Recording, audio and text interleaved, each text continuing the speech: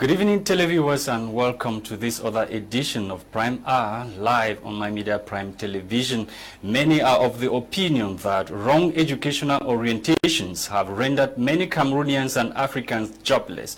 Tonight on the program, we are asking, to what extent have wrong educational orientations rendered many jobless? Our regular resource persons are already with us in the studio tonight to dig several layers beneath the lone topic that we have for you tonight on the program. I begin with Lady L. Good evening, Lady L, and welcome to the program. Good evening, Mr. Kingsley. I'm happy to be here today. Thank you for coming. It's always a pleasure having you on set to talk business and wealth creation. Yeah, I'm so happy to be here. Thank you for coming. And we equally have Mr. Buji Liansin, who is equally with us in the studio. Good evening, sir, and welcome to the program. Good evening, Mr. Kingsley. Good evening, televiewers. It's another Friday, and we are here to share with you a very important topic, information. We hope to exchange and learn from each other. And today we are talking about a very serious topic, education. And for me, I believe that if your education cannot help you, then your education is as good to you as light to a blind man. Okay, Mr. Niba Paul is equally with us tonight to share with us what he thinks about the topic. Good evening, sir, and welcome to the program. Good evening, Mr. Kingsley. Good evening, televiewers, and good evening to the co-panelists. Happy birthday again, Miss Kmer. You celebrated your birthday yesterday. I'm so happy to be here again. Today is Friday again, and we are to exchange resources again on how wrong education or wrong orientation has made so many people jobless. I'm so excited about the topic because it is affecting the youth so much. So stay tuned and be ready to contribute. As always, let's exchange and empower each other to make this country, this continent, what we want it to be. Okay, Mr. Teke Samuel will be joining us via Skype. Any moment from now, we will be having him via Skype wherever he is, because the location is not yet disclosed. So we'll be having him equally on the program. He is the CEO of Tex Global, and he's always with us every Friday to talk business, money, wealth creation, on how to drill young Cameroonians and Africans on how to make money rather than running to the public service and other sectors which are not as lucrative as setting up a business. I begin with you, Miss L, just to find out from you, how much have wrong educational orientations contributed to the joblessness of most young people that we have today in Africa? Yes, Mr. Kingsley, he has done a lot. He has contributed a lot. If we want to start breaking it down right from the onset, we discover that it's more of something that is hereditary, meaning that it's a mindset that we have inherited over time, and so it has gotten to the point where it has started affecting youth. It has even frustrated some people because of the lack of knowledge when it concerns right education. So, because if we're saying the topic that wrong education, it means there is actually the right education, right? Wrong orientation, it means there is actually the right orientation. And so if we want to look at this aspect of wrong orientation is more about getting information about how something is being done, or getting information about how something should go. So if we're talking about wrong orientation concerning our educational sector, it means that there are some information concerning the essence of education that we are missing. Yeah. And so it has affected so many people. It has caused so many youths jobless. It has made some of them to be confused, because you can have so much knowledge, you can have the education, but you don't know how to go about it, how to use it to be able to put wealth or money in your pocket. Now, with all of this, I would say that narrowing down to Cameroon, the aspect of wrong orientation has really crippled so many youths. And it has so much to do with the educational system. Okay. Mr. Neba, it has been observed that Cameroon has given more priority to general education over technical and vocational education. Is this a right or wrong choice by policymakers? Well, I would say that at least that has shifted a bit, because initially some of us who were going for technical schools, who were considered to be the ones who were dull per se. You know, students who go to technical schools are those who are dull. Meanwhile, those who are smart are those who go to the general education, which per se, looking at what is out here today, those who were presumed dull are those who are making it big today. And of course, looking at the angle of policies, I would say more attention was given to general education than technical education, who really is a problem to us today, because most people who went through the general education are either struggling to survive after education, they are trying to switch to other things in order to be relevant in the job market, in order to be able to create value. But in a nutshell, I would say at one point in time, whether technical education or general education, it doesn't really matter. It's your ability to be able to create value around the knowledge that you acquired in school that can as well make you valuable in the society, which goes back to orientation. Because if people can be oriented well around the knowledge that they acquire, around the education that they had, they can be able to create value around that knowledge and then be able to make a living out of it. But now, since we're talking wrong orientation, these people now, they are finding themselves confused in the society, and they can't fit in, and some are frustrated, some are going overseas. Do people really know why they study? Sometimes people just go to school because they want to go and read. Do people really know why they study? That's the question. That's the question. The why is never asked. You know, people really just presume that, okay, I'm going to school, and after going to school, I need to get a job. You know, they don't foresee the future. You know, wherever I always find myself, and I find myself among students, I'm always telling them that look at those who have graduated in your field and see what is happening to them, and then you foresee what you become when you arrive there. Because truth be told, these questions of what you will become, or what you're studying, or how you're going to apply what you're studying after school, these are questions that are rarely asked. And since these questions are not asked, students study to get the certificate. They are so focused on having that A grade, and they don't see how that A grade is going to fit in the society after they graduate. And once they graduate, now they find themselves in the but many people, you're doing well today, and you went through the same educational system that many young Cameroonians and Africans who are complaining, who are jobless, they went through. So yes. What, in essence, what are we talking about? Well, that's what at one point in time, I think at one point in time I had to ask the questions that I did not ask myself in the classroom. Is it that you were studying something else with the same friends, or while you guys were in school? I changed a lot. Because actually my background is accounting. I've worked like an accountant, I've worked like a banker, but today I'm more focused on digital marketing. That's not something that I learned in school.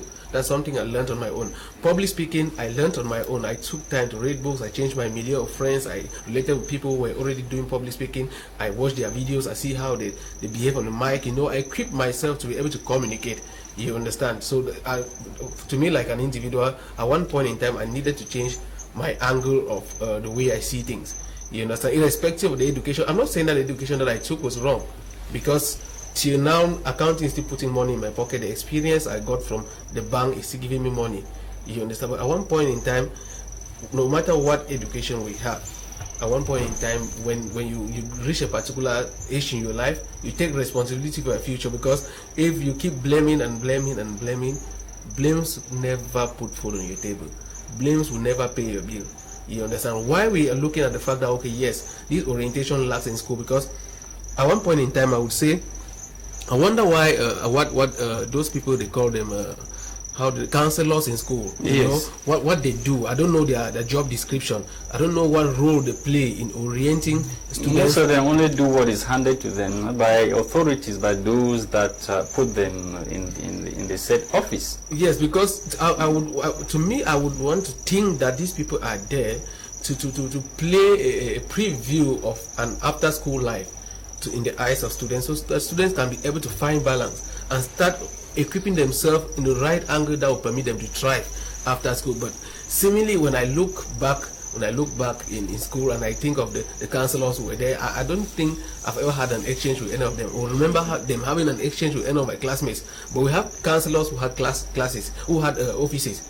I can't remember exactly what they were doing. I think there's a missing pin there somewhere, somehow, that has made it so much so that we just go to school to grab certificates. Sometimes, as I always say, we graduate outdated. We acquire knowledge that is not valuable again in the market. Like some of those concepts that we study while we're in secondary school, fishing off the coast of Norway, sea route to India. How has that helped you today to become what you are? Truth be told, some of those things is not as if we studied them. They are still studying. Do they constitute the wrong educational orientation that we're talking because about? they study. Excuse me, we are in Cameroon. They are studying fishing in Norway. I mean, don't they do fishing at Uri? Don't they do fishing at Sanaga?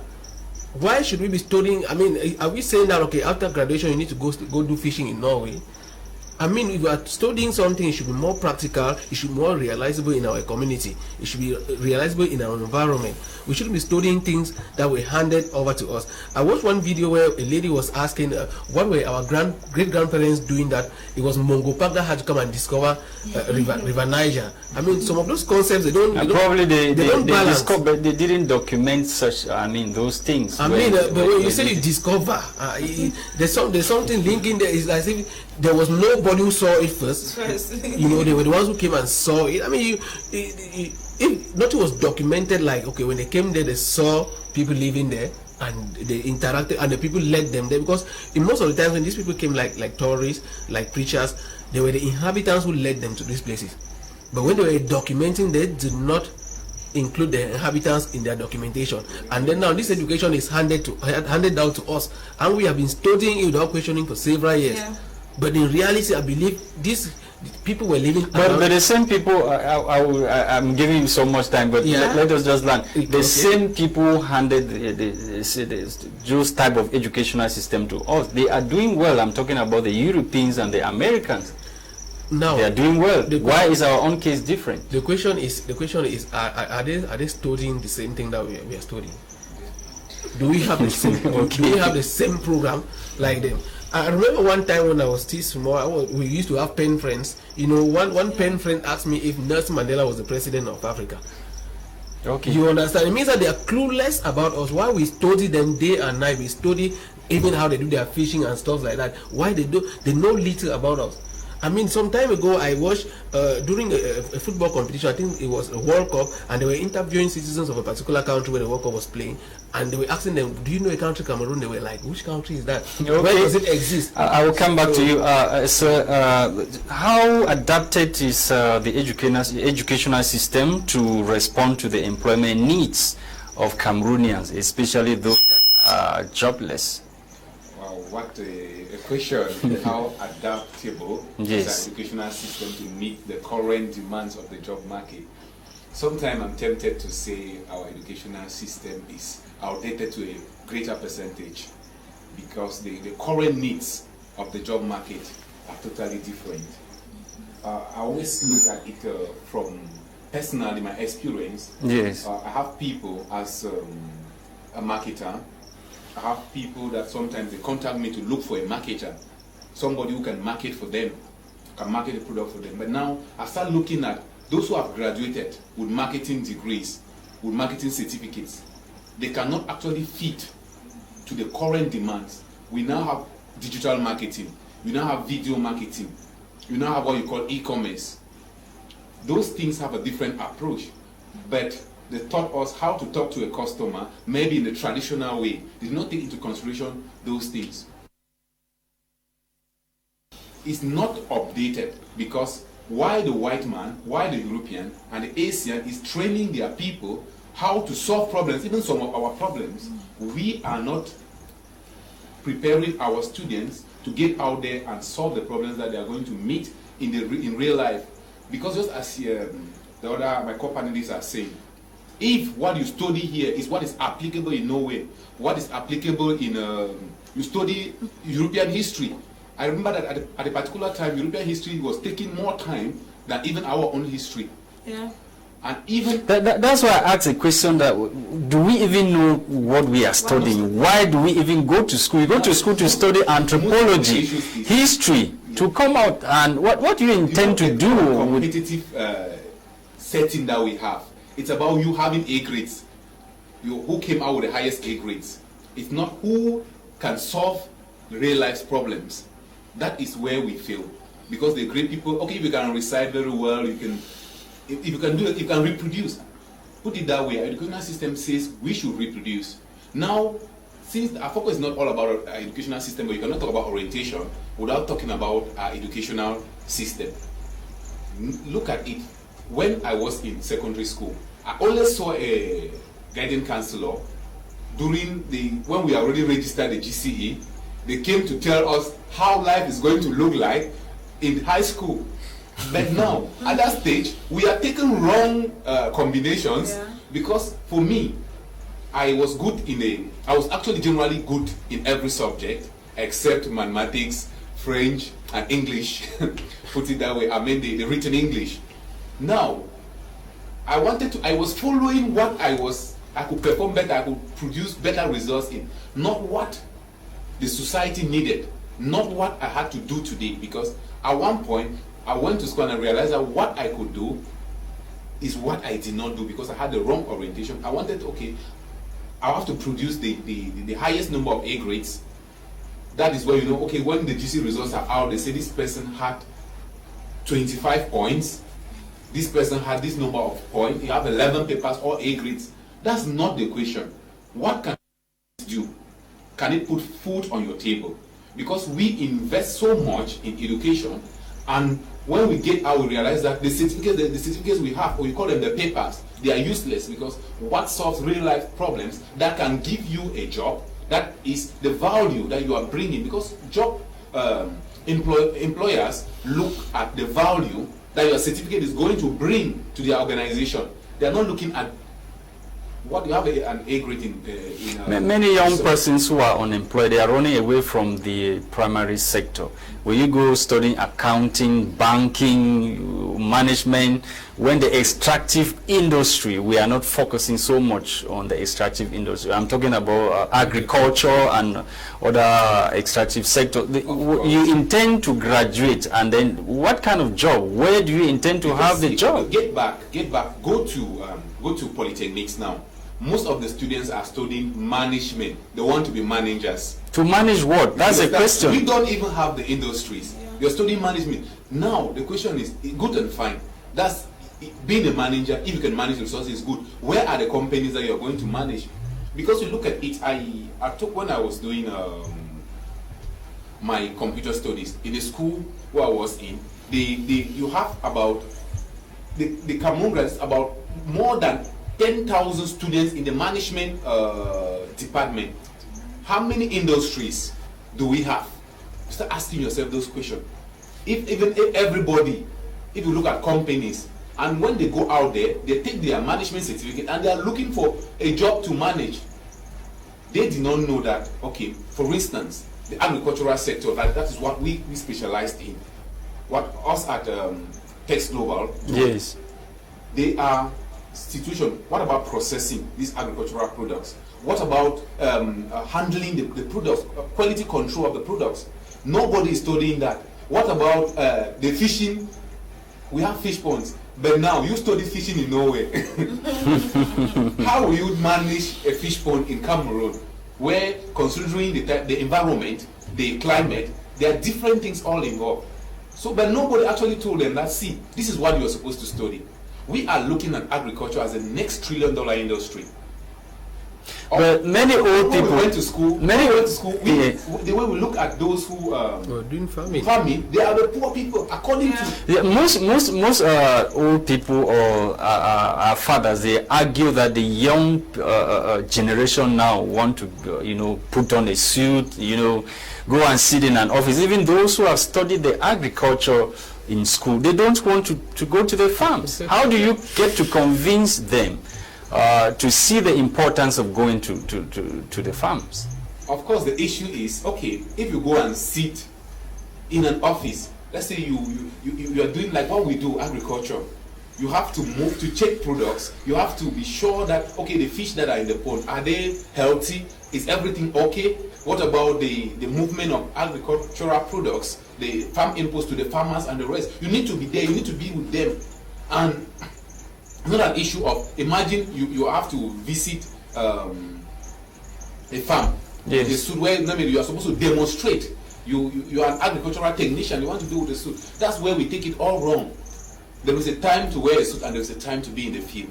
And until we understand that, if we have to move our economy ahead, we need to forget about the pride of wearing a suit. We need to forget about what the society, sometimes you want to think about, what if they say, I'm working, I'm doing agriculture, I'm repairing cars, a mechanic.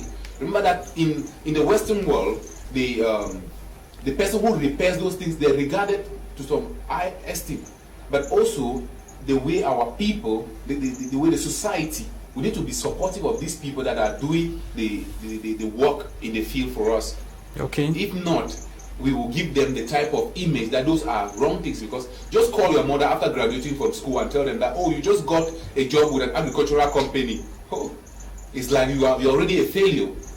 They don't know that that is where the money is, because what about the activities that adding value to agricultural products? That's what makes the value chain of Text Global superior, because we add value at every stage, and those are the things that I think those in the agricultural schools should be studying, so that when they get out there, they should be able to solve this problem. Chocolate, who process it in Cameroon? It is not. They take our raw material, they ship it. Once it arrives France and it's coming back, you take it on special days, Valentine's Day, and the rest. So that is it, because the education that the white man has even handed it to us, that the Westerners handed to us, was so that they will always make us to be the consumers. Yeah. They did not show us the type of education that we should actually be producers. Look at the handwork of a. But you want to bear with me that with the the modern technologies that has made the world become a global village. Now you don't need the white man to be able to study certain things. With the internet, you can get information anyway. As what Shape Academy says, you need to redefine yourself. You rediscover yourself, and then you change the narrative, which means that there is hope for even the person who has studied the wrong thing. With the world becoming a global village, you can do everything. In fact, they told us that we should study grasshopper, we should study lizard, gamma lizard, and then they were learning how to build skyscrapers, planes, cars, the things that we buy here as Christmas toys for our children. I'm sure the handwork of children in Japan, China. Well, our professors are defending PhD in the attributes of the invert, which is a game. Ms. L, how do you get to convince the young people to see the need of going to school to study what can put food on their table? Okay, before I get to this point, sir, I would like to go back to what you've been asking them. I mentioned something that this thing is hereditary. Yes. Now, you asked the question that what is even the reason why we're going to school? It gets back to that. Even before we want to know. Do we really know the reason to go and have PhD, to be called Dr. This, when you cannot even, solve a simple headache or problem? Let's go back to when these guys came to colonize us.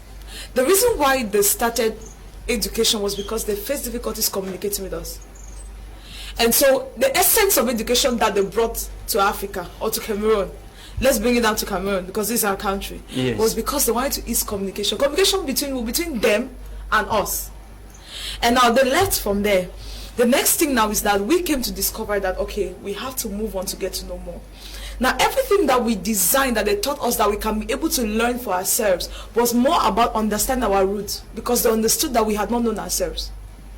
But now, this is my problem. We have gotten to the point where we know so much about ourselves, but we are still living in that age. Why were they teaching us about Europe, about Africa and all of that? Because they felt that these people that we've colonized, they don't know nothing about their foundation. So why don't we let their children go to school so they can get information about who they are? Now we've passed that level of knowing who you are to the level of getting a skill that can help you fend, can help you keep or sustain who you are. We've passed that level. But now most of us, the mindset has really changed. Like what Mr. Buji was saying. Yes. When you get up and say you want to do agriculture, or you leave school and you say you just have a diploma in agriculture, your parents mourn. Why do they mourn? Because even our parents, so we're going to school, they made us feel as though they were going to farm, were suffering. A father will call you and tell you that I want you to go and become a doctor because I don't want you to suffer like me. So they already made us understand that going to farm or being a carpenter was suffering. It was already a mindset. Okay, let's leave from that. You get to nursery school, they tell you, why are you going to school? Right from nursery school, the only thing they told us that we go to school to learn how to read and write. That was it. You leave from nursery school, you get to primary school, they ask you, why should you write common interest and first school so you can go to secondary school? That was the reason. You get to secondary school, why should I write my ordinary level and advanced level to pass so that you can go and experience how university life is? That was the reason. Now when we go to the university and we graduate, what happens? Nobody gives us an orientation again. There is no more information. And even the wrong one is never available. Yes, even the wrong one is not available. So, as individuals, when we have understood that this is the problem that we're facing, what do? We move away from this mindset of getting information or for just getting knowledge for getting knowledge sake to the point of getting skills that can fend for us immediately. And now when I'm talking about skills, I'm not saying that you just have to get to the point where you start developing new things. What I know is that everybody that God created has a particular skill in the inside of them. And every program that exists on earth, everything that is in the educational sector, there is something that can fashion the skill you have without you knowing. So we have to move from that era of going to school because our parents told us that we're going to learn how to read and write, to the point where we're going to school because we want to make a difference. Your desire to make a difference is what drives you into getting to what will form a skill in the inside of you and be able to build a new reality. Because whatever we're doing is to build a new reality. But it's difficult. It's sad to say that it's difficult because up till now, some of our parents most of our parents, they believe that going to school is to have a job with the government. Yes. They want to see their daughters, their sons have a matriculation number and call a civil servant fonctionnaire. That's what most of our parents, up to the point that when you graduate or finishes, somebody finishes school or university and is not integrated into the public service, it becomes a problem with the family. They look at you to be a failure. Yeah. So how do we wipe that in the minds of our parents? Now, if we want to wipe that in the minds of our parents, it has to begin from us. We have to help them leave or graduate from this mindset of the white-collar job. You know, when we're growing up, one of my uncles used to say, if amongst your children don't have a doctor, you don't have a teacher, you don't have a police officer, you don't have a lawyer, there's supposed to be one against their five.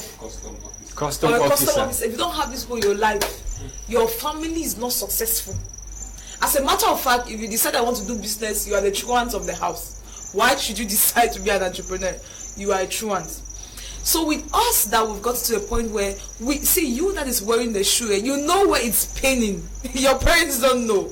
Trust me, we have gone to the marketplace. I used this statement one time that one of my sisters said, the weather in 1980 is not the weather in this 2021. It's different. Things have changed. What our parents have been telling us, right, we're getting out of it. Now, how do we change back up the mindset of our parents? By us deciding to dare new waters and bring the results from it.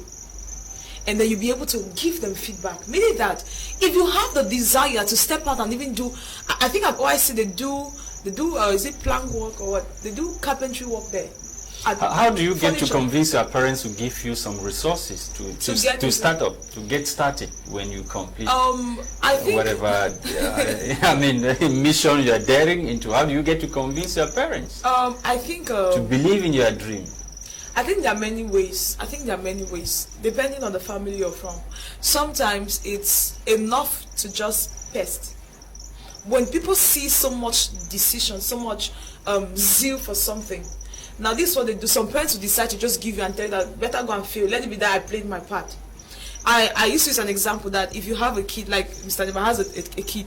So if Mr. Nema is with his son in the house, if that child is always crying, say, give me this, give me this, give me this, As that child is murmuring from morning to evening, trust me, at one point in time, you as a father, you get tired. You'll be giving to that child not because you want to, not because you trust that the child manage it, but just because you want to save yourself of the stress. So people respond more to decisions to people who are principled. If you've decided that you want to do this, stay on it. It's one way to convince your parents. Let them know that you know. But some people, this is what most of our youths do. Today you want to be a doctor, they'll call you now. Maybe after the advanced level, soon they'll be writing GCA. Your parents will call you, like what my parents used to do, they'll call you in the night to want to have family meeting. What do you want to do? I want to be a doctor. The next family meeting, that constitutes another portion of the wrong orientation. Yes. When they know that probably you are good in history, you're not good in the science subjects. They want to keep you there. Yes. So if you can use that method, know what you want to do before you bring it up to them. All right. Be sure that this is what you want to do. Bring it up to them and stay on it. And next thing is, we have left. I say always that there is nothing like a full-time student. Like if you already know what you have to do, I know your parents will not be able to support you. Once you're done with your exams, for those who are writing GCE, start thinking of what to do. If they see you pushing, of course they will support you. If they see you pushing and showing that you know what you want to do, they are going to support you. Right? So the aspect is just about you knowing what you want to do and staying on what you want to do. Okay, I'll come back to you, Miss L. Mr. Neba Paul. Let me take you back, narrow it to the Anglophone regions, the two English-speaking regions of the country. TAC, let me talk about some teachers' trade unions. TAC, CATU, they will tell you that, contrary that since the reunification of Cameroon, Yaoundé has embarked on destroying the Anglo-Saxon system of education. They often cite the Ombe Technical School, suppression of city and guilds exams, suspension of London, GCE, just to name but these few, and even the birth of TAC with Azong Wara and the Crise of late Simon Quenti. In 2016, we had Tame Valentine and Tassan Wilfred also crying for, for the educational system, the Anglo-Saxon educational system. Do the above amount to wrong educational orientation, if I may ask you? Well, I would say at a particular point in time, the Anglo-Saxon education has some degree of specialization.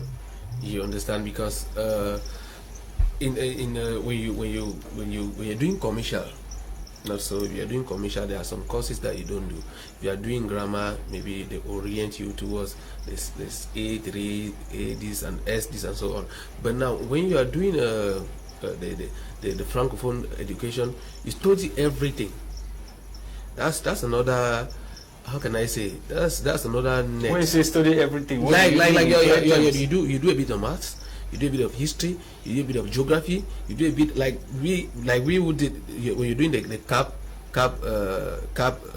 probatoire back. You understand? You do history from one right to terminal.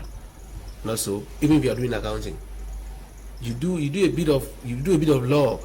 At the elementary stage, to me, those things are important, because you need to know, at least have a bit of knowledge in other domains in the society. But when you are advancing, there is need for you to specialize.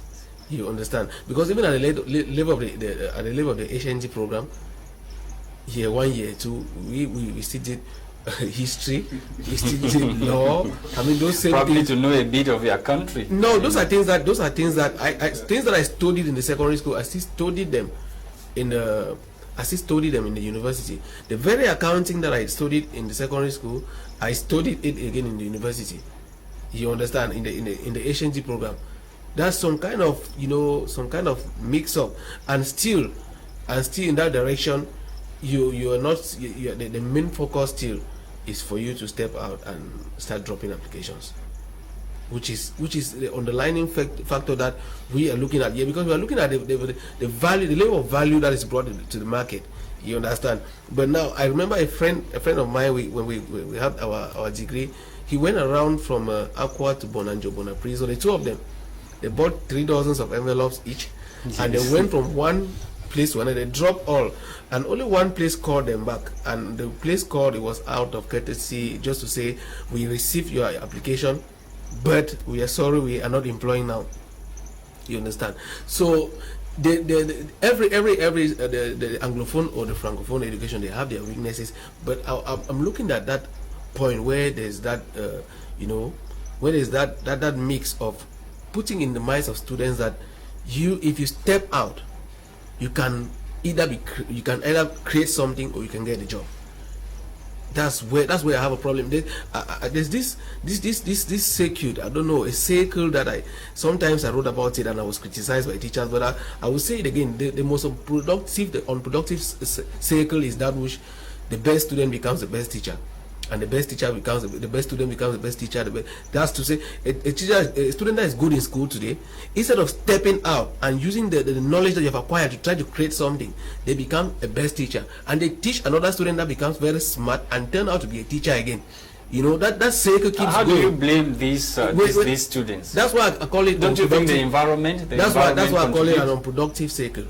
Because if you do sciences, you should be able to get to the lab and do some mixtures and come out with results, concrete results that we can feel, that can impact our society. But you become a super good science student. But how many of them went to lab even? That's why I'm saying you're a science student, but you don't know, you're a medical student, you don't know how paracetamol is produced. You understand? That's where the problem is.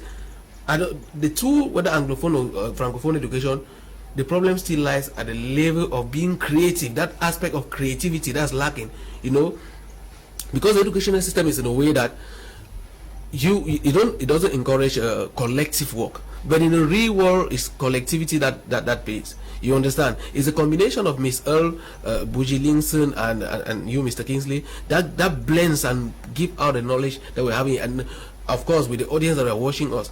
In the real business world, you need to build a team to be able to be successful. Yes. But in the classroom is some kind of individualistic. You should be able to be that top person in class. That unnecessary race. What Robert Kiyosaki calls that goes to what Robert Kiyosaki calls the rat race.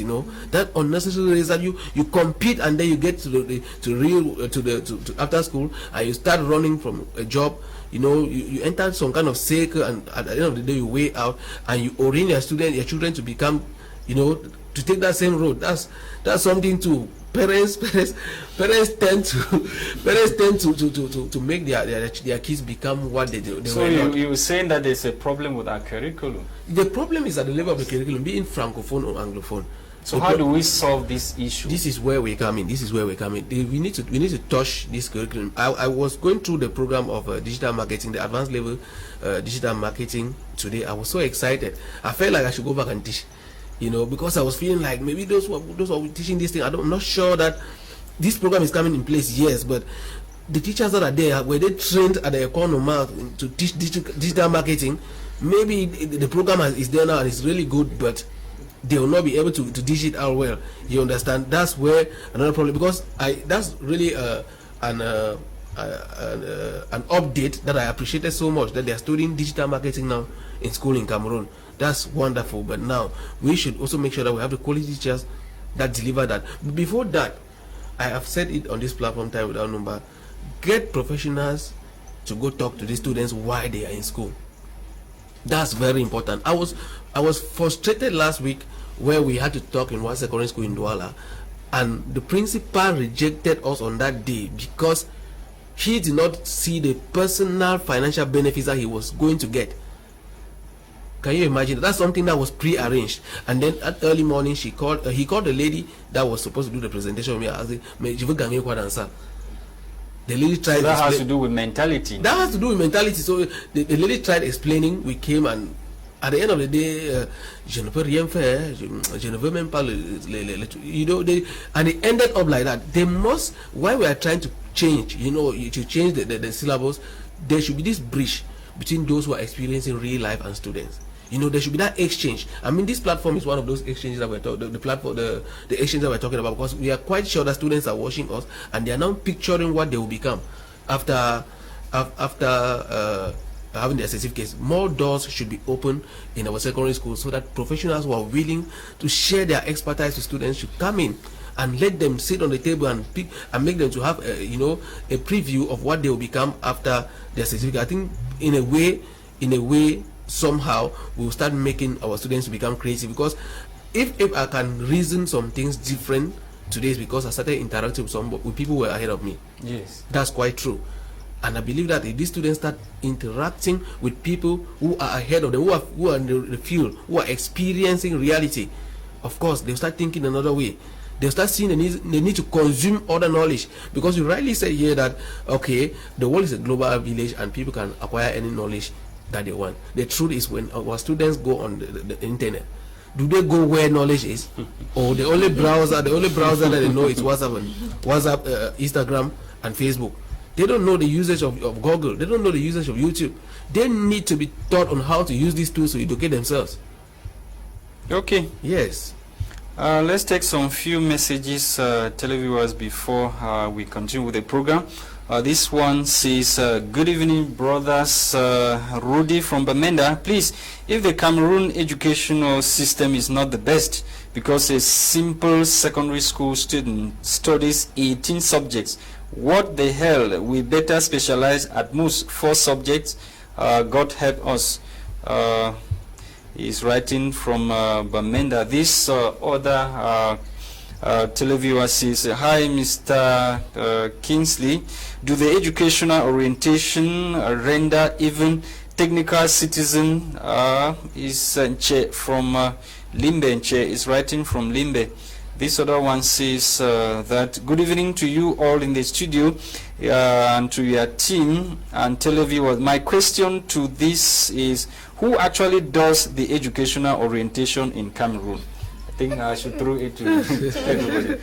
Who actually does the educational orientation? Now that is where Mr. Neba mentioned earlier that guidance counselors are supposed to actually do the work. Those are the people that I thought they do it. But if even they are doing the job, they are just doing what has been handed to them from Yahweh. Now that is why you ask a question that I don't want to dwell too deep into it, but I wanted to say that it's very difficult for you to change a system that you're a product of.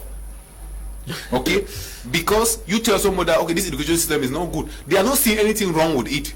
But you are excelling well, not because of that same educational system. The issue is now that why don't you that's why we are here. Why don't you convince That's why we are here. That's why follow we are your here. footsteps. That's why we are here, so that we can share the exchange. That okay, there's no matter how much you will fight, you will do anything to be able that it should be changed. It will be difficult, because as these things were handed, it asked us, our colonial masters, when they were leaving, they say, study grasshopper, study this insect. Those are the things that we believe that we have to study, because in the olden days, people were succeeding because of those things. Those who studied those things, they became professors, some of them, they went to Europe and the rest. So they still believe that those things still work. So if you tell them that, see, this thing that you were studying, it's already outdated, they will not believe. They will fight you back. Because what you are telling them, they are not... Even when they are seeing the fruits of what you are telling them? Yes, it's difficult for them to see, because, at one point, since you had a job and the job is paying you, everything is about defending that job. Yes. Okay? Because the job mentality, job security, you don't want to hear anything that will obstruct the balance. Now, look at what is happening in Cameroon. Go to Buea. Buea is described as the Silicon Valley. The technology that is coming out there, which means that these people have they have realized that there's something that they are missing. Where are they learning these things? From the internet, from YouTube, where I describe as the University of YouTube. You can get anything, any question has an answer in the internet. So, people like us, we sat down and we realized that what we studied, if we rely on it, we will become outdated students. Because we graduate as outdated students. Because when you meet the realities in the market, they're totally different. Mr. Neighbors does digital marketing. What is trending today? As we are talking now, Facebook might just change its settings, which means that you need to start studying. Yes. So a student never graduates. You need to keep on learning. But what we have been doing, we have been taught, we have been handed certificates to recite, to repeat, to reproduce.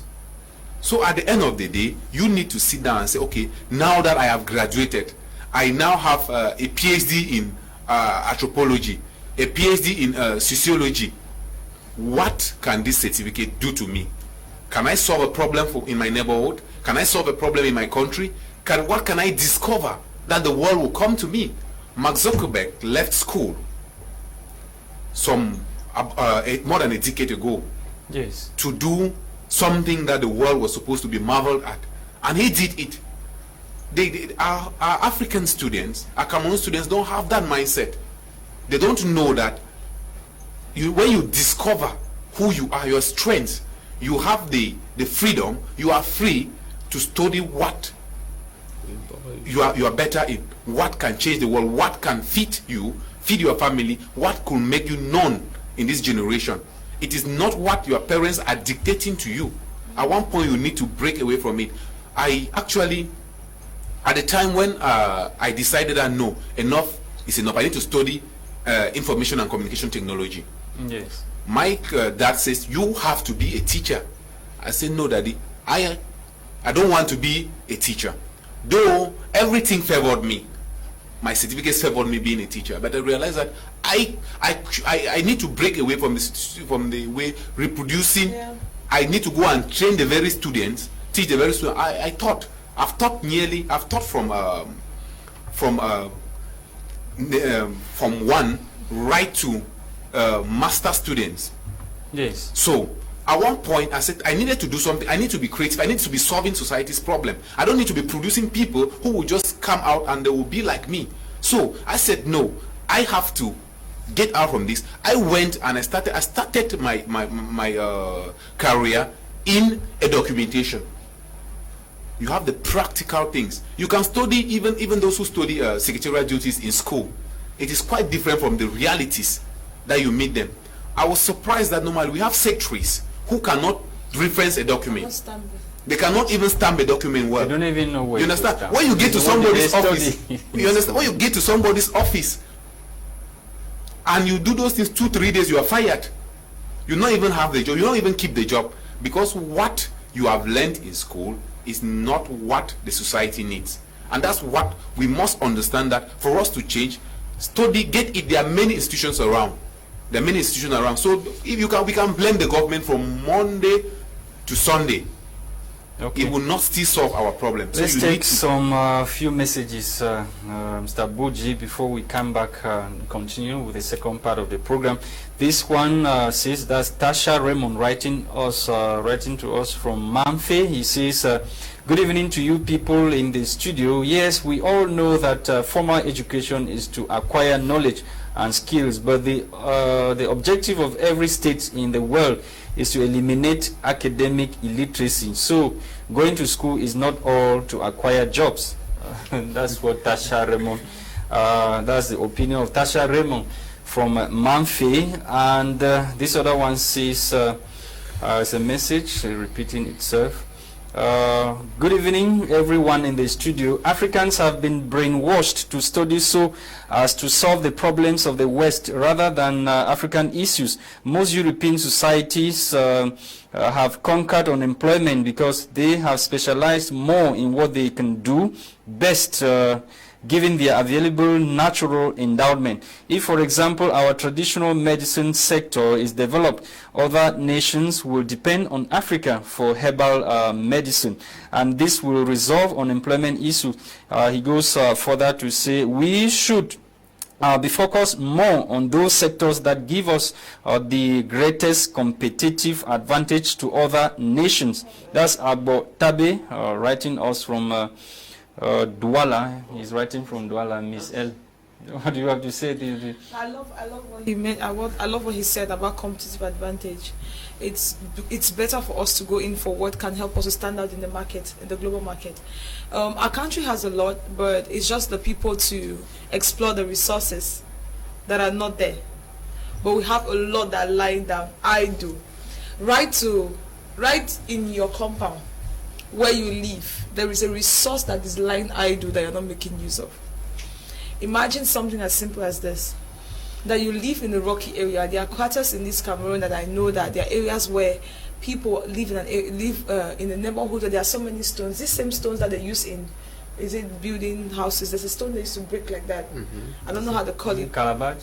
The type of stone that they used to break to have small gravel stones to build. To have yes, gravel.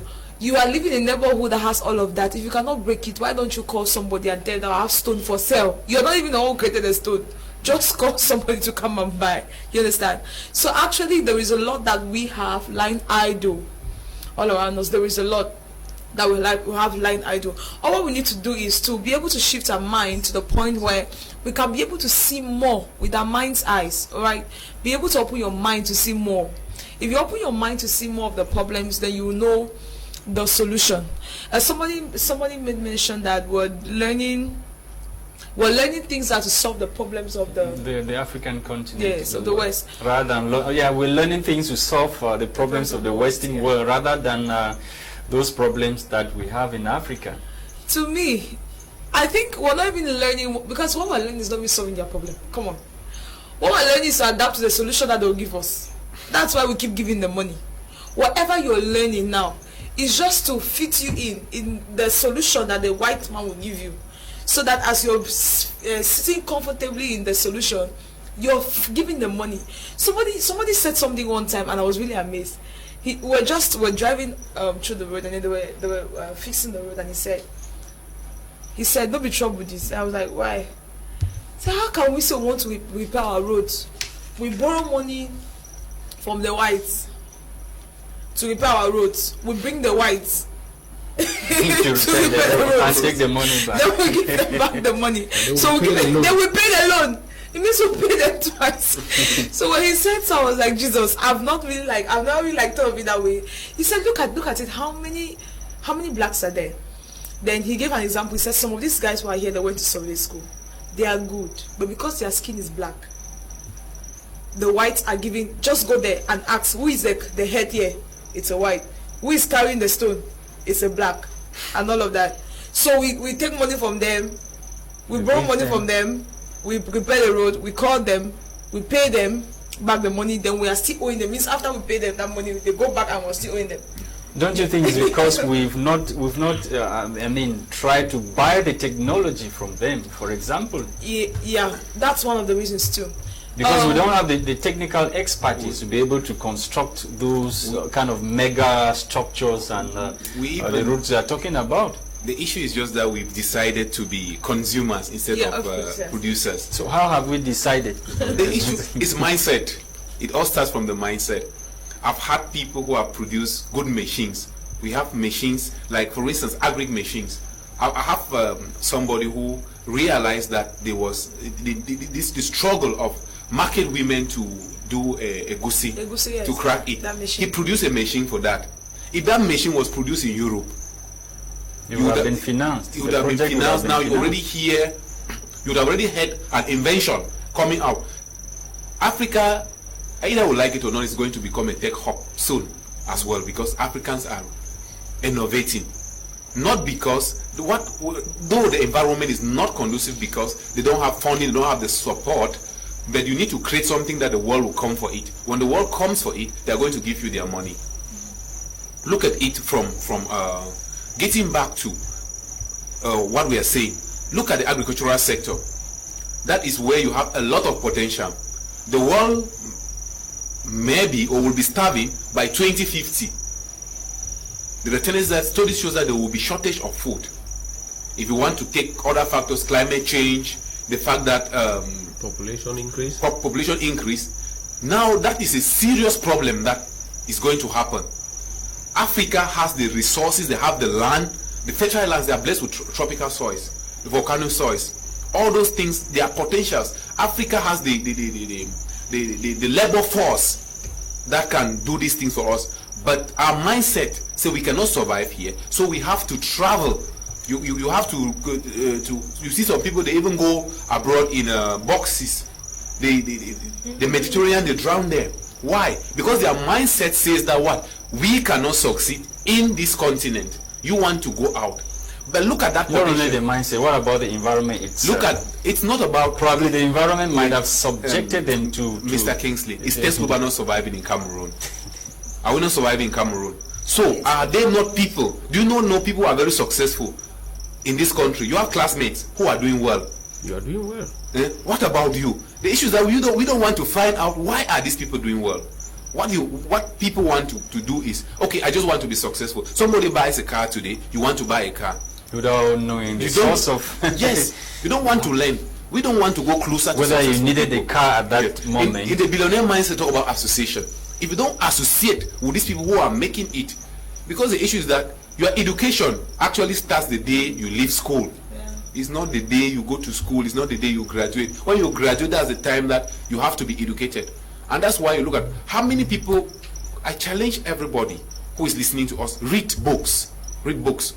If you've read Robert Kiyosaki's Rich Dad Poor Dad, I think this problem is solved. And many Americans, that's a reference for if you will act for a successful life.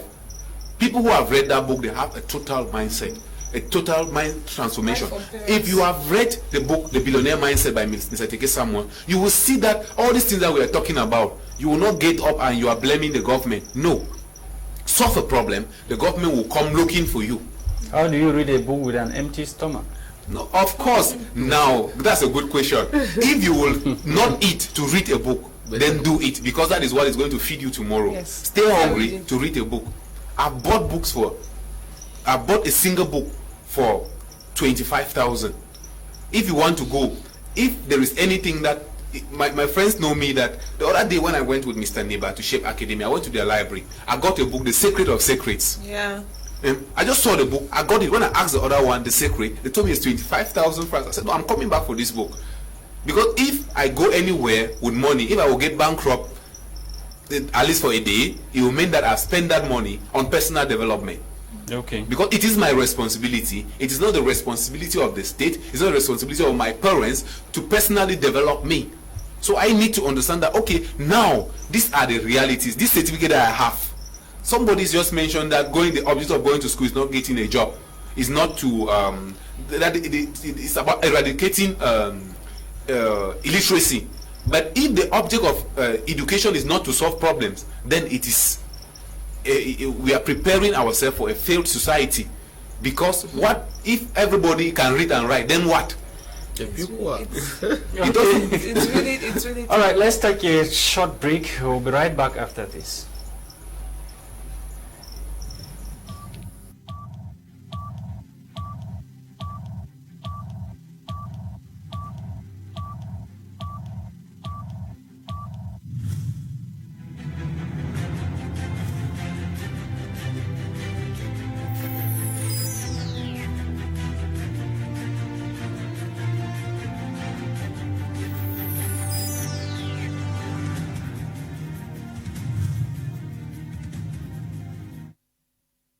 If you are just tuning in, televiewers, you are watching Prime Hour live on My Media Prime Television, and we are broadcasting from our headquarters at Fengudrom Bange, here in the nation's economic capital, Douala. And on today's edition of the program, we are discussing education, wrong orientations, which of course many people are saying that has contributed to the joblessness of many Cameroonians and Africans.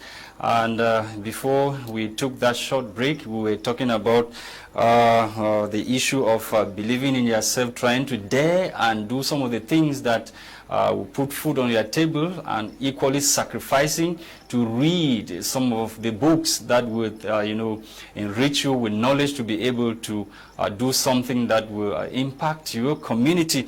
I continue with this question. Is for you, Mr. Neba Paul.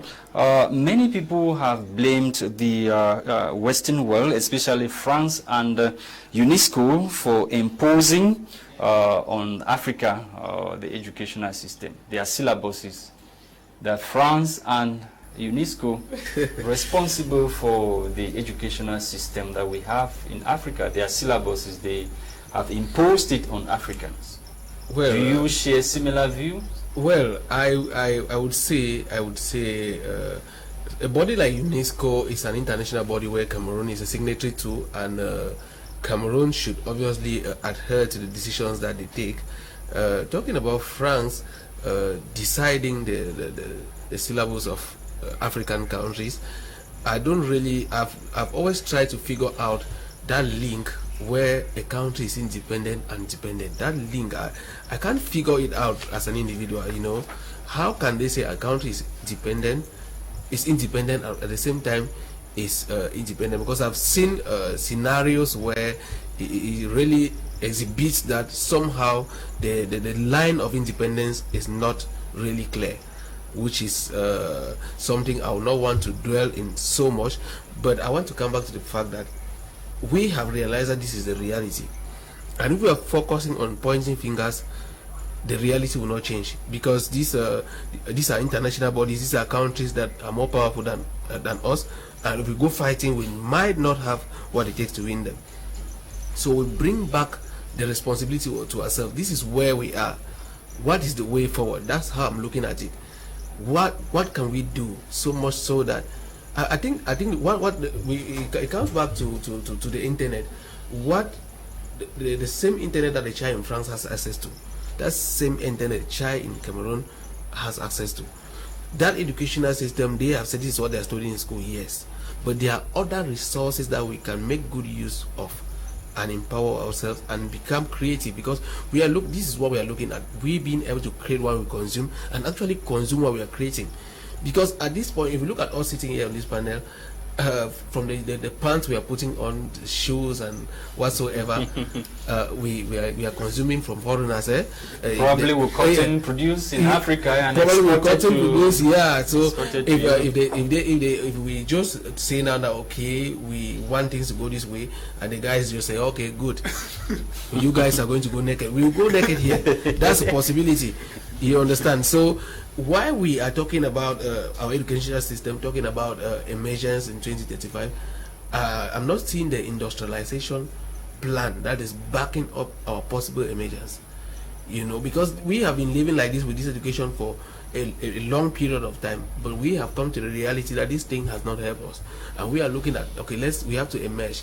But now, can we emerge with this education? Is it what we are acquiring in school? Is it empowering us enough to be able to emerge? Is industrialization occurring in your neighborhood, Mr. Kingsley? That shows that by 2035 we are going to emerge. I don't know. In my neighborhood, probably the concept of emergence, you are understanding it their own way. Probably maybe the because people who are championing it should tell you better. Maybe because in my neighborhood I'm still looking left and right. I'm not seeing it, and that's why I'm doing the little that I can do in my own end by coming on this platform, talking with my fellow young people that this thing you can't be blaming. I'm talking to fellow parents that while we're talking about the educational system, don't leave so your education. You think that emergence should have started with the educational system? We have the educational system, we have industrialization taking place. We're not seeing any industries that they are being set up, that transformation is going to take place, where our cocoa is still going over there in foreign countries, while our farmers here are poor. They transform it and send it back to us, and it's a luxury to us. We're spending so much money on it. Industrialization cannot take place, or emergence cannot take place when your neighbor is the one feeding you and you're saying that okay, I'm going to be independent. That's not possible. Or maybe I'm going to be fatter tomorrow. If that neighbor decides that you should dry off, you dry. They just reduce the amount of food they are giving you, and you start begging back from them. If you're talking about emergence, there should be practical, industrialization taking place. We trying to produce things that we are consuming from our neighbor, so much so that if we are emerging and our neighbor is getting angry and reducing our food, we can continue eating and growing fat. But now, when they talk about wrong orientation, most people are only focusing on the schools, and we are ignoring the side of our parents. Most parents, they send their children to school, and whatever the school gives them, that's it. They don't play their own role like parents. But you can only give out what you have. The parents themselves, what do they have to give to their children? That's why we are challenging. That's why this if challenge. You've not worked hard. What would you have had to give your own That's child? why this challenge is not. At this point, we are not pointing accusing fingers, but we are obliging everybody to ask the necessary questions that will push them to start searching for the knowledge that will help them to become better tomorrow. If my son fails tomorrow, it's my failure. As they say, a leader doesn't succeed until the successor succeeds. You understand? If my child fails tomorrow, I'm the one to be blamed, because I saw light before my child. I've seen the world before, and now the child is coming. It's my responsibility, to guide my child, to make sure that this child is equipped with what it's going to take for him to succeed. If I start blaming my mother in the village that okay, things are not going because she did not give me the right knowledge. She did what she could do with the resources that she had. You understand? And now I've come of age, and it's my responsibility to do what I can do to see that my life can be better and even make hers better. But if I sit and start saying, "Oh, mom, you were supposed to make me study engineering or something else," to what end would that blame game bring? It will not bring anything at the end of the day. You understand? So while we are looking at our parents, we are also looking at, okay, we are becoming parents. What will become of our children? Okay. Yeah. What will become of our children? Miss L, this message for you, before I ask you the question I'm about to ask. He says, "Shalom to you all in the studio from Daddy Claire in Boya. I am so thrilled with Miss L's entrepreneurial ingenuity. She's my kind of person. Please, for her WhatsApp number, I'm sure get to give me the number after the program." Miss L, does the fight against unemployment necessarily depend on the educational system of a country? And because there are thousands of school dropouts who have ended up becoming employers, some of the multi-billionaires and some of these, the greatest employers of the world today did not follow the classical path to education. So why are we only blaming wrong orientation education? There are people who did not even go to school, but they are the best employers that we have around the world. Okay, it all boils down to mindset too, because we cannot solely depend on the aspect of wrong orientation in our educational system and say it's the sole cause of unemployment. Because some people will literally tell you that the reason why I'm broke is because I didn't go to school. You hear it everywhere. Yes. I didn't go to school. My parents don't send me to school.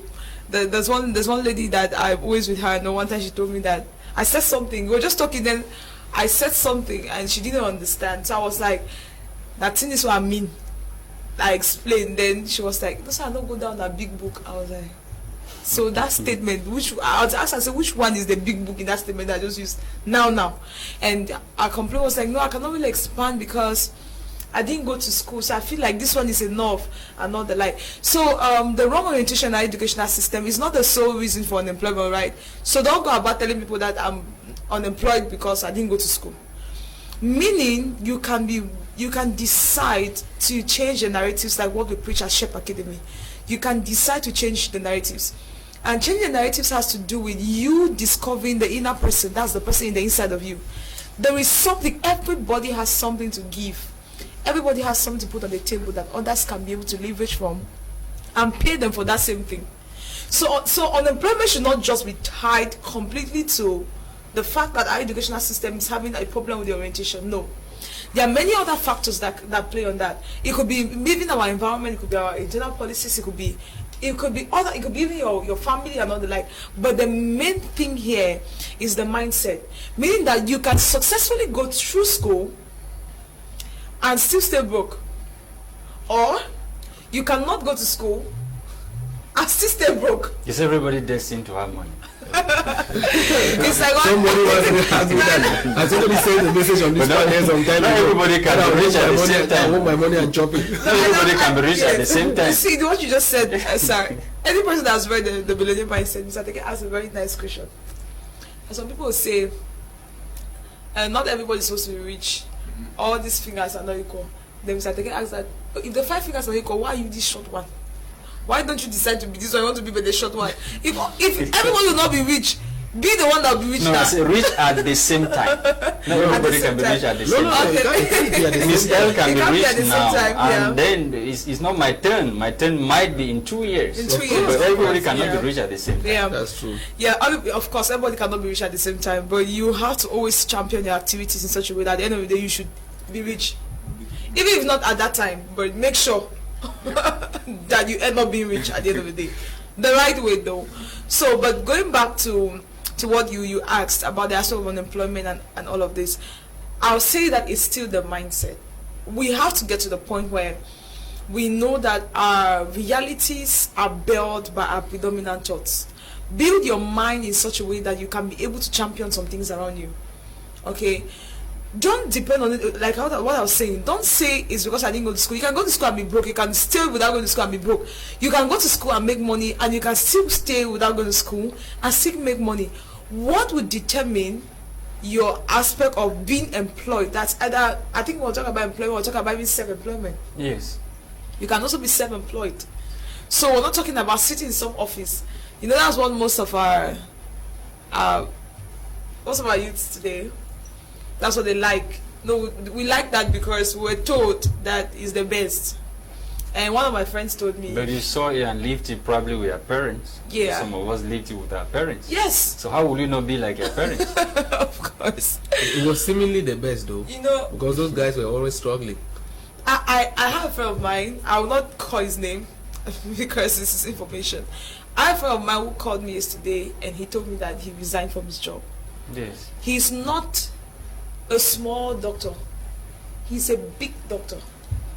And then he said that the truth be told, this thing we are serving bird, I cannot build my life on that by serving under somebody like that.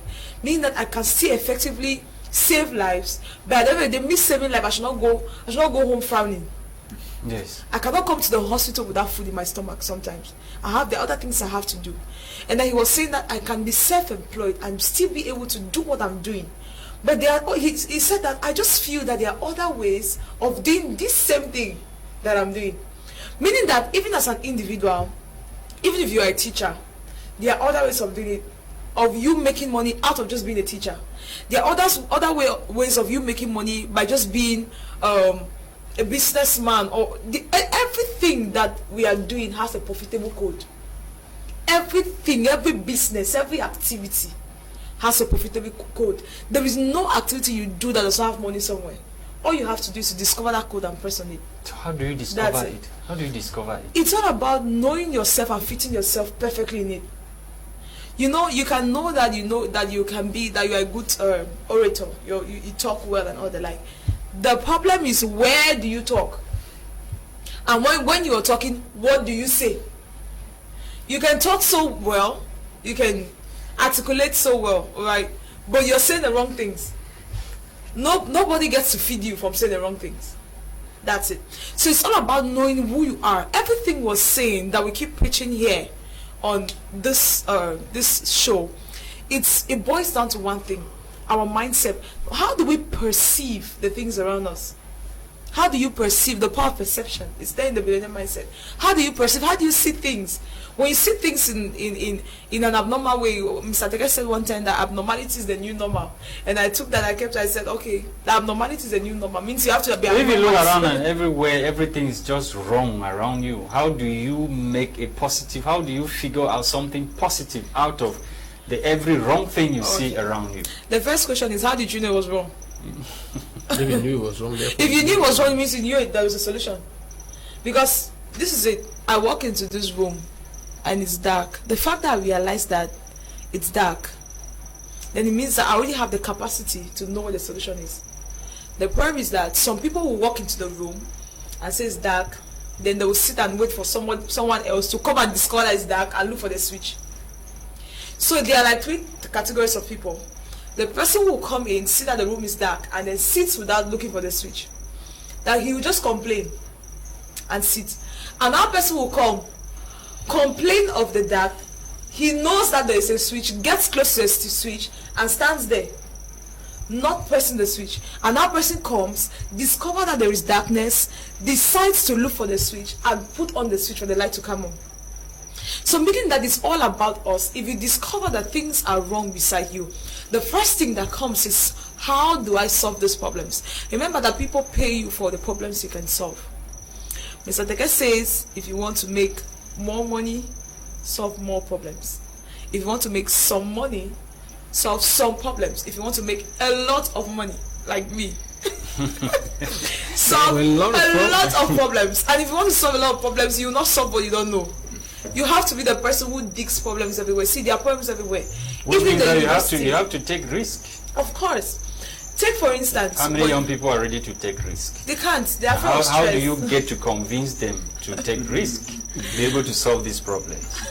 Well, I think you don't need that. You can't convince people to actually take risks sincerely, because taking risks means that you are getting on a rocky road. And if somebody is getting on a rocky road on another person's decision, when it gets rocky, he turns and points accusing fingers and he stops going. But when somebody decides, to take on the rocky road, or it gets rocky, the person knows that I took this decision, and life is being what it is. It gets to get so rocky sometimes so that you need to have a juicy tomorrow. As somebody, I think I read this somewhere where somebody wrote that life is like the heartbeat. The pulse meter, when it measures the heartbeat in the hospital, it goes up and down. The moment it goes straight, you are dead. The moment it goes up and down, you are alive. It means that your heart is still beating, meaning that life is up and down. The moment you are up, you should understand that, okay, why I'm up tomorrow, I can be down. Let me not be too excited. Let me be thinking of how I can handle things when I go down. And when you go down, start thinking of how you are going to go up. And I think everybody experiences that. But now, if somebody takes a road that you're the one pulling his hand, who doesn't believe on that road, when it gets rocky, the person will not move again. The person will turn and start laying blames on you. That, oh, yeah. But now, since some people are taking these roads, I'm encouraging us as Cameroonians that we should learn to encourage people. Okay, we should learn to encourage people. Yes. Mr. Buji, several others have gone through the same educational system we are talking about in Cameroon, obtained skills and aptitude, yet the environment does not permit them to thrive. As a result, most of them have had to quit the country and travel to abroad for greener pastures. In this case, do we also blame such category of persons on wrong educational orientation? I think that if someone is daring enough to decide to take their destiny in their own hands, it's an initiative to applaud them for that, because it's not easy. When if the environment cannot permit you to grow and you break away from it, all is you have to succeed. All is you have to succeed. And the whole issue is, if they succeed, what do they tell their brothers back at home? What do these people who have left the country, what do they advise us that we are in the country? It's also, that is what will lead to, for us to grow. Because this is the path that I took. It did not go better for me. So, what does the person who is back in Cameroon learn from you? Because sometimes all they tell us is, I've had a few friends abroad, the only thing, they don't tell you anything good about the country. All is bad. If you talk with them, you feel like, oh, the only option you have left is for you to also leave the country. Also leave nice the country. food, the sumptuous meal, But the issue pictures is they this. brandish on social media. The issue is this. Enough to show that they are I've living heard a well. statement that this man, the famous Benatita, used. I've heard that very statement from Mr. Teke, that if a crocodile leaves Africa, it cannot become if a lizard leaves Africa, it cannot become a crocodile in the white man's land. That's according to Mr. Teke. Benatita says, if that a crocodile in Africa, a lizard in Africa cannot become a crocodile in Europe simply because it has entered an aircraft. That is not the process of transformation.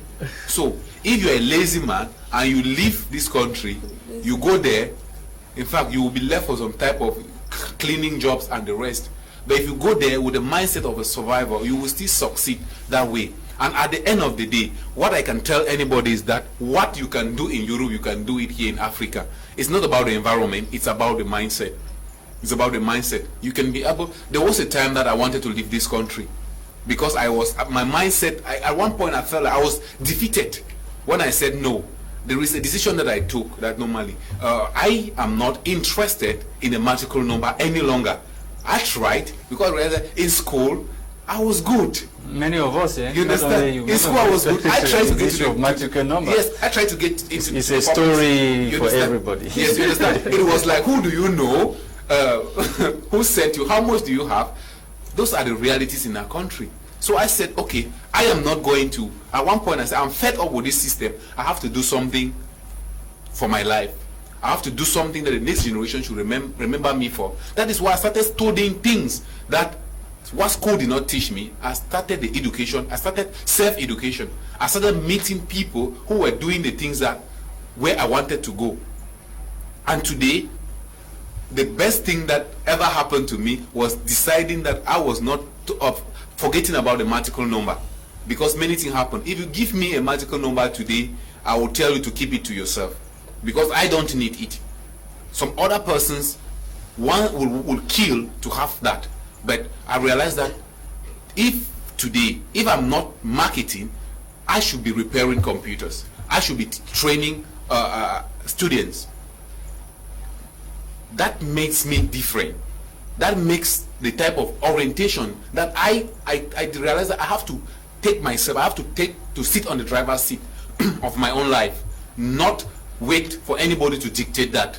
No, that is what I challenge everybody. We are in a century where you have to take your destiny in your own hands. Don't leave it to anybody, because nobody can take care of yourself the way you will do. Okay, let's take some few messages that have so far come in. Greetings to you guys in the studio. I think the major factor of high unemployment rate in Africa in particular is due to bad government economic policies and not the educational system, though there are some though the educational system contributes a bit, but the main issue is bad government economic policies. Bad government economic Dangote policies. is in Nigeria. He's the richest black man. Okay, I continue. This other ones is writing from Bamenda. He says, "Hello, sir. I agree with you. The cycle of the best student becomes a teacher. I studied petroleum engineering. Here am I teaching because I can't get a job. It's unfortunate our companies have completely shut their doors for us to practice." The person didn't sign. This other one says, "Good evening to everyone. Our main problem in Cameroon is that many go to school, but just to have certificate. After that, they stay home to wait for government to employ them. Why a friend that learned a trade or handiwork is already self-employed here in Dubai? They look for what you can offer and not certificate." Nice program, Collins, watching from Dubai. Good evening, Collins. And this other one says, "Good evening, dear panelists. I think general knowledge of our environment and the world is good. The general education in Cameroon is fairly good, but needs serious orientation to skills acquisition and specialization. This must be done right from the primary school through secondary and universities in the country. A country cannot totally depend only on technical or general education. It needs the both, but must be well harmonized to spark development of citizens and the nation. For Cameroon and Africa to emerge, these are my points. There must be serious harmonization of the educational system towards skills acquisition, especially in Cameroon. And there must be serious investment in the iron ore and the steel sector. There must be serious investment in the energy sector, and there must be a ban on the importation of second-hand clothes and the promotion of the cloth, textile and dressmaking sector in the country. Imagine if all Cameroonians buy just 2 dresses in a year made in Cameroon by our SICAM without any publicity. This will create millions of jobs and the growth of the economy of the country. I pray one day Cameroon have the opportunity or has the opportunity to elaborate the above details that I have sent to the program. I am Tikum T A in Bamenda. Tikum is writing from Bamenda this evening. This other one says, "Good evening to you all. Our educational system in Africa is poor because it is based on our mindset, which is to have wealth, not to have knowledge. Wealth without knowledge will be short-lived, but knowledge followed by wealth will last." I am Sikh from Malambo. It says in Malabo. Good evening, Mr. Kingsley and your panelists. The wrong education in Cameroon begins in primary school. In China, children design toys, cars and phones for handwork. In primary school, why our children bring brooms and 100 francs. In China and Japan, students are not asked when questions. They are mostly drilled on how questions. But in Cameroon, the highest question in history is when. When did German annex Cameroon? When did Fcfa visit Victoria? Too bad. We graduate from school and become a container of useless knowledge. Most of these syllables need to be thrown away, especially some topics in mathematics. We keep solving for careless X and Y. Mr. Sumbele Kevin writing from Konsamba. Good evening, Mr. Sumbele Kevin. This other one says, greetings to you all in the studio and all televiewers on my Media Prime. I wish to ask that what are the benefits of educational orientation, and to what extent are those objectives achieved in the educational system of our country, Cameroon? Secondly, since this was implemented in Cameroon, how has this helped to curb joblessness in the country? Lucas writing us from Penja. Ladies and gentlemen, can you answer the question? The question he is just asking, he thinks that it has been implemented. Which it has not been implemented. No, the government says the educational system is being done. The LMD system now, we all know of the LMD system, Licence Master, Doctorat, which has to do with the professionalization of our higher education. So he might be right with what he's saying. The issue now is that no matter those things are not effective, either they have not yet been fully implemented or they are not effective, because as just what I was saying, who is actually in the students that are leaving school now as we are talking, they are not versed with the current realities. That's where the problem is. Now, if you are studying and you are thinking that you're going to get out and go to the job market, think you're studying in this current dispensation. Do you know about robotics? Do you know about artificial intelligence? Do you know about blockchain?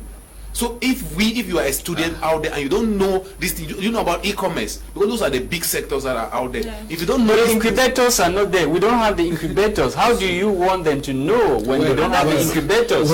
We go to school and most of the things we do are theories. No incubators. That's what I'm saying. To mold our either students. they have not done they have not implemented the orientation is not done right, or it has not been done because the students that are coming out, they are not reflecting people who have been orientated.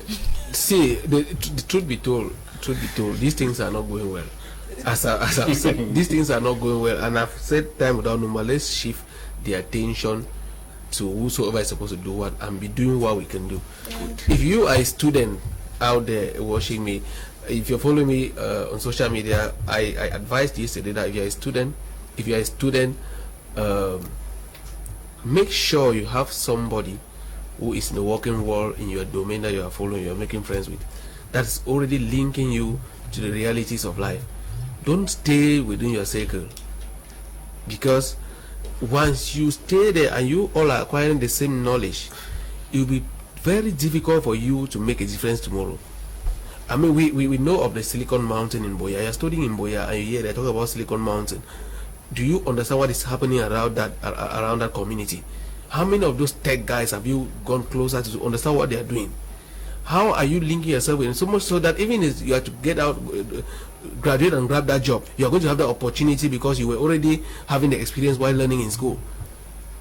Because at the end of the day, when you jump in the dark, there's certainty that you will not learn well, and that's exactly what the school system does. We are shipped into the dark, and then we learn some on one leg, some we learn in peace, and it becomes difficult. But you as a student, take that responsibility to make sure that you look around your community, you see those who are doing something worldwide, start creating links with them, because it is your future. It's not the future of anybody. I asked a student who is doing internship with one of our structures yesterday. I asked her what are you studying. She said accounting. I said, after accounting, one day I get a job. Okay, what's your father doing?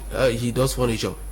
I say, how at what level he does, and only when they give him commands. I said, have you ever thought of maybe graduating and coming back and okay, I asked this first question. Have you ever posted your father's products on your Facebook page? Oh yeah, was that she was like, why would I post it there? I say, that's something that is feeding you, and you have never, and your father is educating you to make you smarter than him, and you have never taken that initiative to expose the products that are feeding you so much so that you can get better customers. She was surprised. Those are the kind of things that schools should, or maybe say counselors, guidance counselors should be orienting students in school with. That they should not step out and start looking for something in space. They should look at what is around them and see how they can innovate it and make it more valuable and make more money from it. At the end of the day, I told her that while you're already in school, when your father makes products, take pictures of them, go create a Facebook page, start doing marketing for the products of your father. Before you know it, you are going to build a very huge community around your father's business, and you are going to be making money. When you be graduating, you will not graduate and only be focusing on getting a job. You can start running your father's business. There's a guy in Bamenda who does shoes. That yes. I think that's what he does. The father was a shoe mender. When he graduated, he did not go looking for a job. He went and innovated the shoes of his the business of his father, and he's making so much money. And I am also calling on Cameroonians that we should learn to consume our own, because the answer is in the multiplier effect when we consume more. How do we consume our own? With dumping? Some of the conventions that our government it's a personal decision. You see me always on this panel. I am always on Afrique. It's not as if there are no other dresses, but it's a personal decision, because these dresses, even the material comes from somewhere. At least it's sewn here. The tailor who is sewing this dress, at least she does some added value and she makes more money. You understand? I intend one day that everything I wear or everything I consume in my house should be in Cameroon. We should learn to consume the dub rice that we have here. You understand? When we consume that, we are going to boast whosoever is producing that, and they will be able to I mean, it's going to circulate and grow the economy. But once we keep consuming from the dumps, as you call it dumping. The dumping, that's actually dumping coming from European Union products coming in duty free. Where we keep doing that to kill our own home. That's why companies. That's why we must learn to. The African man is used to living in a community, and we must come back to that concept. What do I mean by that? We must be able to grow our own economies amongst ourselves. There's something that we are building out there. If we call it how there's a friend who is writing a book, How We Made It in Africa, and he's building a community of 1,000 people that he has to put together, and we generate capital and finance our projects with, where everybody in that community of 1,000, if you are consuming a product in that community that anybody in that community produces, you should be buying from that person. Okay. I think that's what we should start doing. You understand? If somebody in that community has a TV station, if we have to broadcast anything through TV, we are using that person. If there's somebody in that community of 1,000 people who is producing dresses, everybody wears dresses from that person. That if there's somebody in that community who is into agriculture, if we must eat food, we are eating from that person, whether we like it or not. In a very short while, we in that community, we are going to be very rich. Okay. And that's what I'm encouraging Cameroonians or Africans to start doing. All right, let's take this other message that has come in. Every human being has internal potential more than a state government, and if you feel to explore this potential, or if you feel he wanted to say, if you fail to exploit these potentials, despite your formal education, you may likely remain jobless for the rest of your life.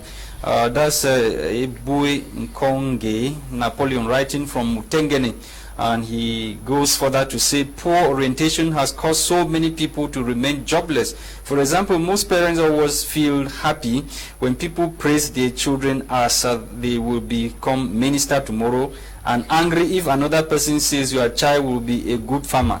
They fail to understand that when children grow up with diverse mind, it prepares them to explore the many advantages that education and nature have for them. This other message, this other one. Good evening to you all. Many young people are trying their best to get to the top, but lack the opportunity to reach there. Thanks to Tex Global to open up a platform like this one. We are very grateful. The person did not sign the message. We hope the boss of Tex Global has heard your message. And this other one says, good evening to you. Good evening to you guys in the studio. The education in Cameroon is poorly managed by this secondary sector. They base on fact that did not bring development because they base on past events. Is Elijah writing from Yaoundé. Elijah is writing from Yaoundé. This other one says, good evening, Mr. Lasha. It's true, our educational system has some problems, but it's not totally obsolete per se. Yeah. The major problem is bad governance. The wonderful panels with you inclusive are the products of the same system. You simply have entrepreneurial mindset, which is so dynamic. For you, maybe doctors today, mechanics tomorrow, and so on, depending on how you try to be solution providers. Reason why you are not government dependent. Even historians so long, they earn something recounting stories. That's Ye Young Jonathan writing from Kenzu. I would like to say something about what he said. Now, we're not saying that it's obsolete. So we're saying that the educational system, education is necessary. What we are seeking to achieve is that, like what he made mention of, we are products of that. Now, we went to school like that, but it took us time. I'm sure even Mr. Buji, it took you time to get to this point. Of course. Imagine that this system was already placed in the educational system when you were getting to this point. Things were supposed to have gone really far before now. So we're saying that we want to build a new system where we took time before building this entrepreneurial mindset. I also have an accounting background like him, also the accountancy. Now, it took time for me to also discover that, so I could literally do this. Accountants are more of the people with figures and they don't talk. And here am I talking and running my mouth. Did you really know why you were studying accounting? Or was it because of the money that you knew you were dealing with figures? To my references, I tell them that this is what the system says. You are an accountant is to count people's money. The policeman is to guard people's money. The banker is to manage people's money. So the system programs you just for that. But do you really think that's what was at the back of their mind? Yes. Even you study accounting, probably you thought that accounting. No. The advice. My own was an advice. Advice from my teacher to my mother that this guy should study accounting.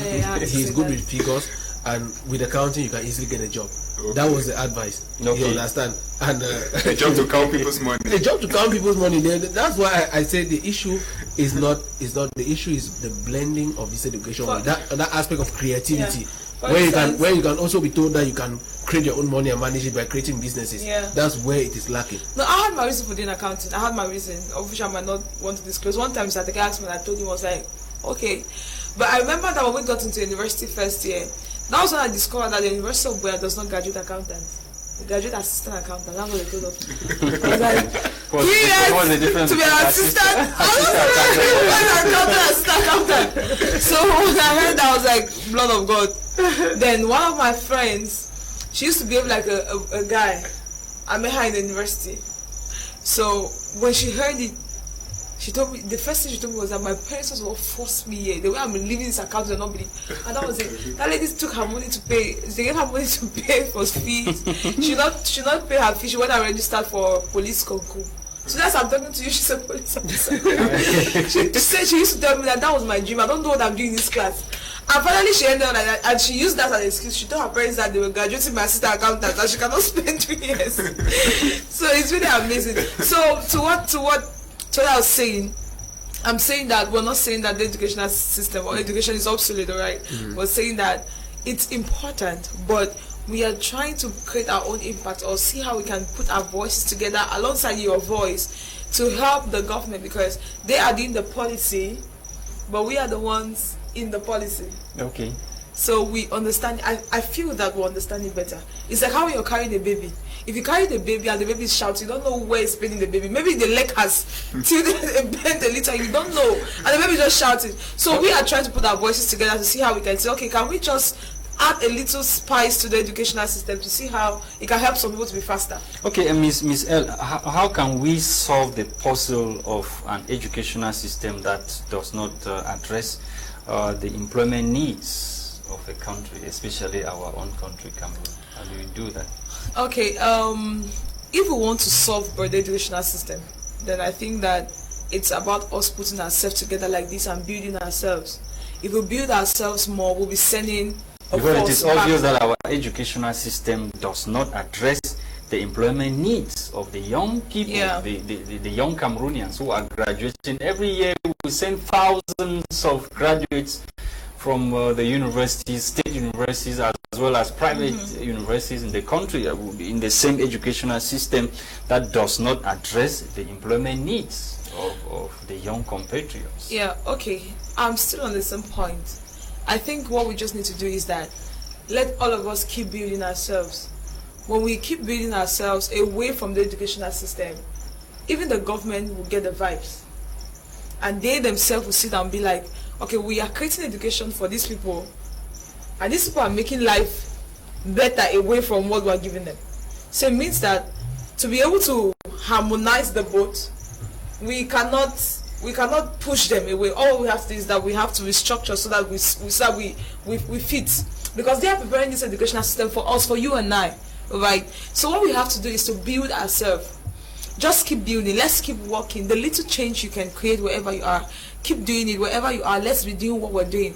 Like what we are saying now. What if we're talking like this and maybe the Minister of Secondary Education is listening? Take it that way. Now so much vibe, we're putting so much together and people are contributing. They're listening because They're they follow listening. us right up to the presidency. Okay. So I'm very much so.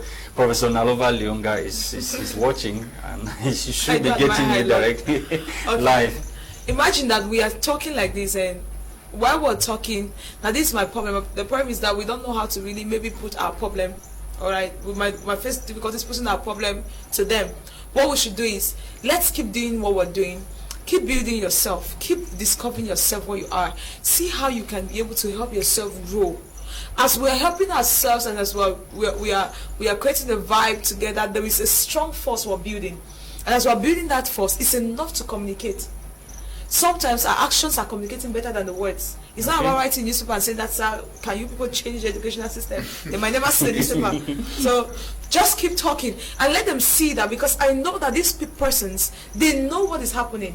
They know that there is so much most of them studied abroad, eh? Yes. They went to school abroad, Harvard They know what is University. happening. Most of them studied out there. And Mr. Kingsley, who knows? Maybe before now things have not changed because they felt like if they change it, the people who they are even changing for might not be able to receive it. But now we're saying that we are receiving because people are changing, people are moving, we are receiving. So I think to be able to work on this educational system, let everyone just build themselves and come up with structures. Like see what Shep Academy is doing. The government does not have an institution like that per se. All right, we have a normal secondary learning and all that is a normal formal education. Look at what Shep Academy is doing. We're bringing courses like mind mastery and all these things that you might not really find in the normal curriculum. And people are learning. Money is even taught. Money is taught at Shep. So imagine, like one time somebody asked me like, what do you mean by you're teaching entrepreneurship and spirituality? I'm not tempted. Are you people doing some mystical things there? And all that, like, these are little things that we ignore that is important in wealth creation. So you can be like, now people are doing a lot of personal development programs. If we keep doing that, like I'm getting it from Mr. Paul now that there's now digital marketing. Digital marketing. If it's coming to place because they've seen that some people are crying for Even it. ICT was recently introduced when you were in school. Yes. I never did ICT. Probably I many did of it. us here, we Yes, never did I did ICT. do it, but it came up because of the needs that the educational system, that the reality, sorry, the job market demanded. Yeah. Now I always say, adding to what he says, that we have to start changing from ourselves and go out. Look at this hero that Cameroon recently had, Francis Ngannou. When he came back to the country, that is a hero. He became an inspiration to so He many. became an inspiration. Ministers welcomed him. In his village, he was somebody that people started looking up to him. Now we need to reach that stage. You need to understand that once you break away and you succeed, the government needs you, your society needs you, your family needs you, other youths needs you. Okay. So you have to, whatever you have to do, succeed, no matter what it would take. You have to succeed. Mr. Buji, many people have also argued that the most selfish person is the white man and the greediest black man. The white man is selfish with his technology, and our greedy leaders, they do not even attempt to buy these technologies and bring them back home to develop the African continent. Okay, what we must understand is that things have actually changed. That is where the problem comes from. Things have changed, but a lot of things haven't changed. When we were green, there was a time that Africa actually had to depend on the West for their even these dresses, for just everything, provision. But Africa now is at a stage where, like what Mr. Neba is wearing, is produced here in Cameroon, is produced here in Douala. There was a time that there were no machines to produce those things. The material is not. If you go to a place like Benin, Cotonou, they are processing from the raw material, the raw cotton there. They are doing these things here in Africa. How many people know that they are producing these things here in Africa? So, it's not about the greed of the white man or the greed of our leaders. Some of our leaders, what they do was, well, where they are is where they are. Our own brothers, when they go out there, when they are coming back home, they come in with containers load of second-handed goods, mattresses that they have urinated on. They come in with other stuff rather than bringing in technology that is what they do now. So, okay, now the objective was to go there, making the connections to get this market and come and make money. But if you went there to study what the white man is doing, to come and practice here, now they will say, I know the next question will be that no, the environment is not conducive. I'll come back to the issue. When Tex Global started as a single company, the environment was not conducive. They still survive in that environment that you say is not conducive. You have already a lot of companies that came out of. Yes. Shape Academy is also is like the daughter of Tex Global. Okay. You have Global Resources. Is the son. Let me just name it that way. You have Global Epoxy Designs. You have Global Janitorial Services. All those companies came out from this very system that people are complaining. So if Mr. Teke has sat down and started complaining, where will we be? In fact, 10,000 lives depend on Tex Global alone. Yeah. Okay. So what if we were complaining and we have a global agenda, not only to rescue Cameroonians but to rescue Africa? Okay. This last question, we are gradually coming to the end of the program. To you, Mr. Hannibal Paul. Yes. To the whites, politics is to make money, or to make name rather, and to African, politics is to make money. See, many people get into politics not to design the policies that will help move the country or the continent. Yeah, that reality shows it. You understand? We've seen so many in our country. We have so many ministers in prison. That's a reality that we know. And the most recent one, our 180 billion taxpayers' money. Yes, from the International Monetary Fund, which has already been shed. Yes, that's evident that these people they don't go there for the interest of the general public. If you can have a whole government in prison with the same accusation for swindling public funds, then it's clear evident that these people don't go there with the public interest in mind. And somehow with the whites, I think at one point in time, it's not as if they are some perfect beings, but at one point in time is that they have policies that have been put in place and they're respected, and they somehow, even if they are selfish, because every human being at one point in time is selfish, but they do at least things that advance the well-being of their people, that advance the well-being of their country, that makes their countries to grow. But I don't know from a personal point of view, I don't know if our politicians, policymakers actually sit back to see the realities of what they have created over time before they get into another session. Like, okay, this is 2021. What happened in 2019? How were the projects? So people as old as 90 years, 70, 60, do you think that they really have the interest of what happens? That's another problem. And while we are talking, policymakers are those who run the country anyway. And one thing I would say is that youth needs to get more into policy making tables. if we have to really change a lot, because if we are talking outside while the policies are made inside, we always sit there and feel the consequences and complain and grind, and there's nothing we can do. Sometimes I don't blame them too. Why? Because they sometimes I want to think that they don't understand how things have changed, because the time they studied in school and the time now the way things are happening now, maybe they are not getting the understanding. I'm not so certain how much they are updating themselves to the reality, so much so that they can make decisions that can actually work in this generation. Because sometimes they make decisions and I'm like, these people, do they live in the same country? Or your last words? Yeah. Your last word before we end the program, Miss L. Your last word. We'll gradually come to the end of the program. Okay, thank you to everyone that has been following us today. It's still about your mindset. Whatever we say here, try to improve on your mindset. That's what you need. And also, I'd like to make this announcement. We're excited because the new session of Chef Academy training starting tomorrow. We have trainees who are excited to come for the training tomorrow, and we have our graduation on Sunday as well. In the afternoon, we have our graduation. And also for those who are asking about text breed, registration into text breed is on. People are submitting projects already, and we're looking forward to funding. So if you have your business ideas, just get to us, and that's it. So we can move on from there. And we are the change we want to see. All right. So let's build Cameroon together. Thank you. Thank you for coming, Miss L and Mr. Buji. Well, your last word. It's always a pleasure being here, and as you know, I always end in a unique way by giving our wonderful audience an opportunity to join our community, an opportunity to learn from us. So this Sunday, we will be in Yaoundé at the Jega Palace Hotel, 2 p.m.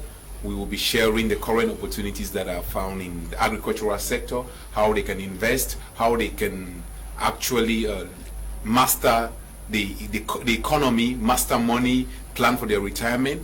And on the 20th of this month, we will be in Bamenda at the White House Restaurant in Commercial Avenue, still on the same topic.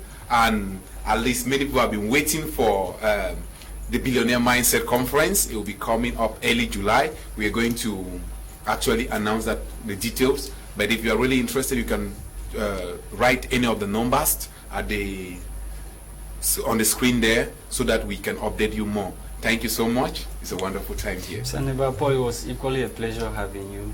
Yes, it's always a pleasure, except for the fact that the time is usually very short. I don't know how the time passes so fast before I realize it's already 9 p.m.